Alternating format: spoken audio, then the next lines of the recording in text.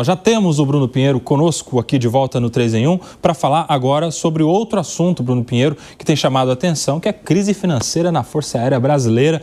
Avião parado, sem dinheiro para abastecer, alguns outros impactos aí da falta do orçamento na Força Aérea. Explica para a gente, Bruno Pinheiro.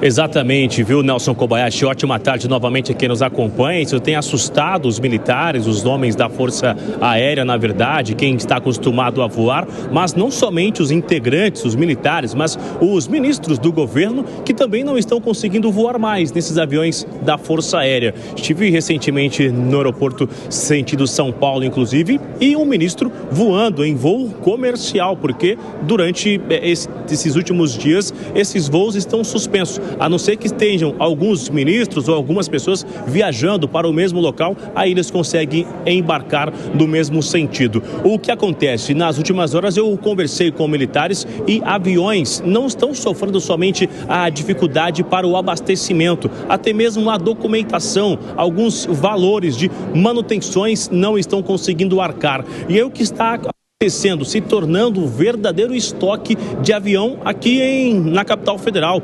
O que acontece? Quando uma aeronave da Força Aérea vai para a manutenção, eles não conseguem então arcar com essa manutenção, realizar todo o procedimento, ela está ficando numa espécie de um estoque, ou seja, não está voando, está sendo quase que aposentada por alguns dias e somente algumas aeronaves estão realizando esse atendimento. Claro que atendendo o executivo, atendendo por parte do governo federal, mas aqueles voos que atendiam justamente esses ministros e algumas missões estão sendo comprometidos. Até fiz contato para tentar entender quantas aeronaves foram retiradas, então, de circulação do espaço aéreo. Não se tem um número exato, oficial, divulgado ainda, mas eles têm reclamado muito sobre os cortes, o contingenciamento feito para as Forças Armadas. E aí eu fiz um questionamento sobre o 7 de setembro, Esquadrilha da Fumaça. A expectativa é de que esse evento vai acontecer, mas será muito menor do que o que nós já assistimos nos últimos anos, seja em São Paulo, aqui na capital federal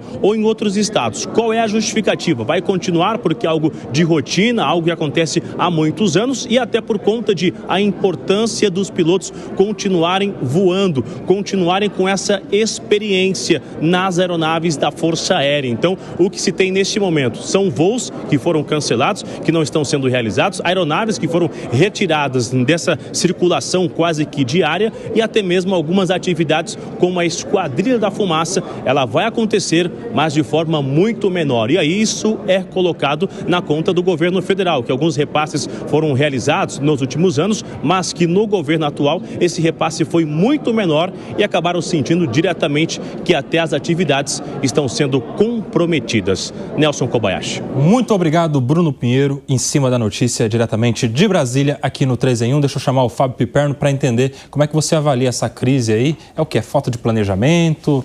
Não entenderam direito ali quanto que precisaria para fazer a Força Aérea Brasileira continuar funcionando durante o ano todo, com todas as suas aeronaves, com todos os seus pilotos em atividade? Explica para a gente essa crise aí, ô Piperno.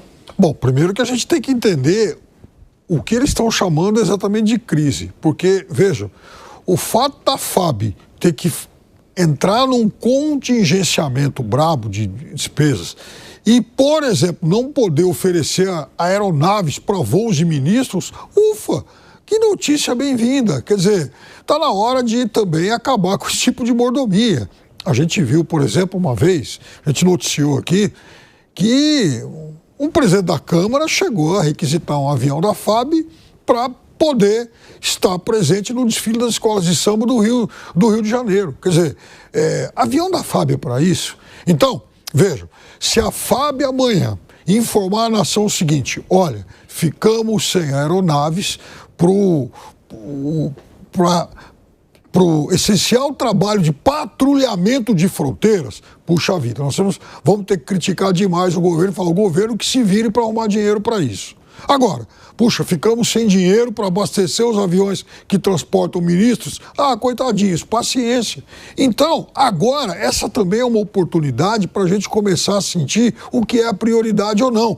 E isso tem que se espalhar por todas as pastas e não só pelo governo federal, por todas as esferas de governo.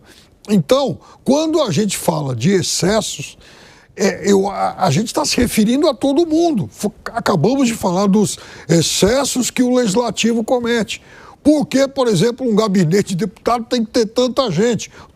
Teve um dia que eu fui num gabinete de um vereador aqui em São Paulo, e aí, se todo mundo entrasse para trabalhar ao mesmo tempo, ia faltar lugar, ia faltar cadeira. Então, veja, eu ainda quero entender melhor qual é o tipo de sacrifício que a FAB de fato está fazendo. José Maria Trindade. Pois é, a crise fiscal ela é séria. Eu ouvi aqui de vários especialistas, políticos, enumerando ali as grandes crises da história do Brasil, desde a República, que foi instaurada diante de uma grave crise fiscal na monarquia. Aí veio o regime militar, que entrou exatamente porque o Brasil estava numa crise fiscal. O fim da ditadura militar foi exatamente diante de uma crise. Aí fala-se do impeachment da ex-presidente Dilma. O Brasil estava indo para o brejo e o impeachment era a única saída, além, evidentemente, das pedaladas fiscais. E a situação é grave.